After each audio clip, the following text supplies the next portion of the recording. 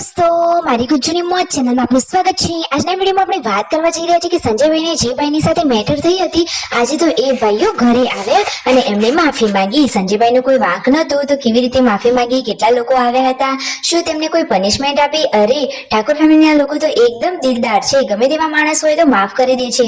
તો દોસ્તો, એ લોકો ઘરે આવ્યા પછી શું ઘટના બની, અસલી મેટર શું હતી, એ બધું જ જાણવા મળશે તમને આપણા આ વિડીયોમાં। મારી ચેનલ પર નવા હોય તો ચેનલને ફટાફટ લાઈક શેર એન્ડ સબસ્ક્રાઇબ કરી દો। Full video in Thakor family blog channel દોસ્તો ફૂલ વિડીયોની લિંક ડિસ્ક્રિપ્શનમાં મૂકેલી છે, ત્યાં જઈ તમે આખો વિડીયો વોચ કરી શકો છો। આવી ટૂંકી ટચુકડી લાઈવ લેટેસ્ટ એન્ડ ટ્રેન્ડિંગ માહિતી મેળવવા માટે કરી દો મારી ચેનલને ફટાફટ સબસ્ક્રાઇબ। તો ચાલો દોસ્તો, વધારે રાહ ન જોતા આપણે વિડીયોની શરૂઆત કરી દઈએ છીએ। તમે વિડીયોમાં લાઈવ જોઈ રહ્યા છો કે સવારે બધા લોકો કામકાજમાં લાગી ગયા છે, કાજલબેની બધો લોટ બાંધી રહ્યા છે।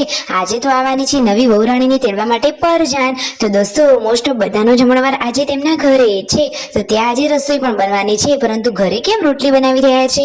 તો દોસ્તો, કાજલબેની બા ત્યાં જમવા જતા નથી, જો એ તો ઘરે જ જમે છે, એટલા માટે એમના માટે અહીંયા ઘરે રસોઈ થઈ રહી છે। લગ્નના આટલા દિવસો હતા, પરંતુ કાજલબેની બા ક્યારેય ત્યાં જમવા ગયા જ નથી। તો જુઓ, અહીંયા દાળનો વઘાર સંજયભાઈ કરી રહ્યા છે। સંજયભાઈ તો એકદમ રસોઈયો છે, એકદમ કારીગર, એમના ટેસ્ટનો તો બાકી વાત જ અલગ છે। જુઓ, મહેમાનો આવવાના છે, તો આટલું મોટું આ તપેલું ભરી અને દાળ ઉકાળીને તૈયાર કરી લીધી છે। દાળના વઘારનું કારીગર એટલે તો સંજયભાઈ। ઘરે જુઓ, રોટલી બનાવી લીધી છે। કાજલબેની બા કહે છે કે અમે તો ઘરે ખાવાના છીએ, ને રાકેશભાઈ ને બધા લોકો ત્યાં જમવા જવાના છે, ને શિલ્પા ભાભી ગયા હતા બાજુના ગામમાં ભાવ લગ્નમાં, તો લગ્નમાં જઈ હાજરી આપીને જમીને આવ્યા। મહેમાનો માટે જમવાનું રેડી છે, સરસ મજાની ગરમા ગરમ પૂરી, દાળ, ભાત, શાક અને એક સ્વીટ મીઠાઈ। તો બધા લોકો હવે જમવા બેસી ગયા છે, અને હતી જોડે મસ્ત મજાની છાશ। તો જુઓ, અહીંયા પછી જમીને આવી બધા લોકો એસી વાળા રૂમમાં બેઠા છે, અને ભાઈ બહેન બધા લોકો સુખ દુઃખની વાતોચીતો કરી રહ્યા છે। અને આજે તો આવી ગયા છે એ ભાઈ કે જેમની સાથે સંજયભાઈને બબાલ થઈ હતી, એટલે કે આ ભાઈએ ખોટો બખાડો કર્યો હતો, સંજયભાઈનો કોઈ વાંક ન હતો, એ તો એકદમ નિર્દોષ હતા। તો જુઓ, એ કહે છે એ પણ હજુ તમરી કરતા હતા, અને જે ભાઈએ તેમના કોલર પકડ્યા હતા એ તો એમનાથી એટલા બીવાઈ ગયા છે કે સામે જ નથી આવતા। તેમના ઘર કુટુંબ વાળા લોકોને કહે છે કે તમે પગે લાગી લેજો, પરંતુ હું તો એમની સામે આવીશ જ નહીં, એમ કહી એ તો બીવાઈને કંઈક છુપાઈ ગયા છે। સંજયભાઈનો વાંક ન હતો, એટલે એ તો શું કરવું ડરે। જુઓ, એ તો સામે છાતી લડી રહ્યા છે કે જુઓ, એકદમ ઇજ્જત અને ઈમાનદાર અને સત્યની જ જય થાય। તો સંજયભાઈની સત્યની જય થઈ છે। જુઓ, સંજયભાઈ કહે છે કે એને મારો કોલર પકડ્યો તો હું પણ એમને લાફો મારી શકતો હતો, પરંતુ એ મારાથી મોટા હતા, એટલા માટે એમને તેમના સંસ્કારોનું આ વર્ણન કરેલું છે કે અમે એવું ના કરી શકીએ, સાચી વાત નહીં। તો સંજયભાઈનો જરાય કશું વાંક જ ન હતો। ઠાકોર ફેમિલીના ઘરે તો એવા સંસ્કાર જ નથી કે તેઓ કોઈ ખોટું કામ કરે। જુઓ, ત્રણ ભાઈઓ તો બાકી જોરદાર છે, રામ લક્ષ્મણની જોડીવાળા આ ભાઈઓ છે।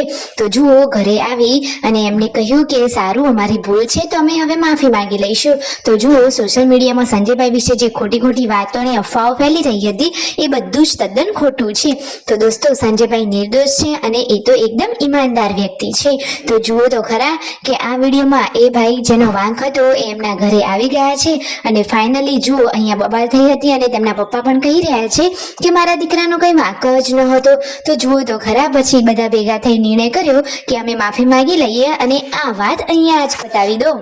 તો ફાઇનલી દોસ્તો, સોશિયલ મીડિયાની સામે જુઓ, ઠાકોર ફેમિલીના આંગણે એ લોકો એક ગાડી ભરી તેમના સંબંધીઓને બધા લોકો આવ્યા હતા, અને અહીંયા ઊભા રહી અને બધાની સમક્ષ વિડીયોમાં તેઓ લાઈવ માફી માંગી રહ્યા છે। તમે જોઈ રહ્યા છો, આ ભાઈ હતા અને તેમના વહુ જે હતા એમની સાથે આ જે મેટર થયો હતો એ બધું જ ખોટું હતું। તો જુઓ, એ બધાની સમક્ષ કહી રહ્યા છે કે અમારી ભૂલ હતી, અમે ભૂલ કરી હતી, અમે સ્વીકારીએ છીએ અને અમે બધાની સમક્ષ માફી માંગીએ છીએ, એવી રીતે તેમને પોતાની કબૂલાત કરી। અને જુઓ, એ ભાઈ અને એ દાદા બંને આ હાથ જોડી અહીંયા બધાની સમક્ષ સોશિયલ મીડિયામાં લાઈવ માફી માંગી રહ્યા છે। તો દોસ્તો, ફાઇનલી સંજયભાઈ સાચા હતા, તો એમને કોઈ ડરવાની જરૂર ન હતી। તમને કોની વાત સાચી લાગી? સંજયભાઈ સાચા લાગ્યા હોય અને તેમની વાત બધી જ સાચી હોય તો કોમેન્ટમાં અવશ્ય જણાવજો કે કોણ સાચું છે, સાચી વાત ને દોસ્તો? અરે રિયલમાં દેખાય છે કે સંજયભાઈ જ સાચા છે, એમાં તો કંઈ કહેવાની જરૂર નથી, સાચી વાત ને? તો જુઓ, ફાઇનલી સંજયભાઈ કહે છે કે અમે કોઈ કોઈનાથી કશું ખોટું કરવા માંગતા નથી કે કોઈના ઉપર હાથ ઉપાડવા માંગતા નથી. જેટલા સુધી મેટર શાંતિથી જ સોલ્વ થઈ જાય એટલું જ સારું. તો સંજયભાઈ અને રાકેશભાઈએ સોશિયલ મીડિયામાં કહી દીધું છે કે જુઓ, તમને લાઈવ પ્રૂફ બતાવી દીધું કે કોનો વાંક હતો. તો બધાને લાઈવ જોવા મળી રહ્યું. તો સંજયભાઈ અને રાકેશભાઈ કહે સોશિયલ મીડિયામાં જે ખોટી અફવાઓ હતી એ બધું ખોટું છે. જુઓ, ફાઇનલી સંજયભાઈ કહે એ વખતે તો બધાને લગ્નનો પ્રસંગ હતો એટલે કોઈનો માહોલ તેમને બગાડ્યો નહીં, પરંતુ લગ્ન પત્યાને 2 દિવસ થયા પછી આ રીતે મેટર સોલ્વ કરી લીધો. અને અહીંયા જુઓ, રાત્રે હવે જમવામાં બની રહી છે વઘારેલી ખીચડી. કાજલબેને તેમના હાથેથી સરસ મજાની ચૂલા ઉપર ખીચડીનો વઘાર કરી લીધો છે. તો બધા જ લોકો સુખ શાંતિ જમી લીધું. કરી દો સબસ્ક્રાઇબ.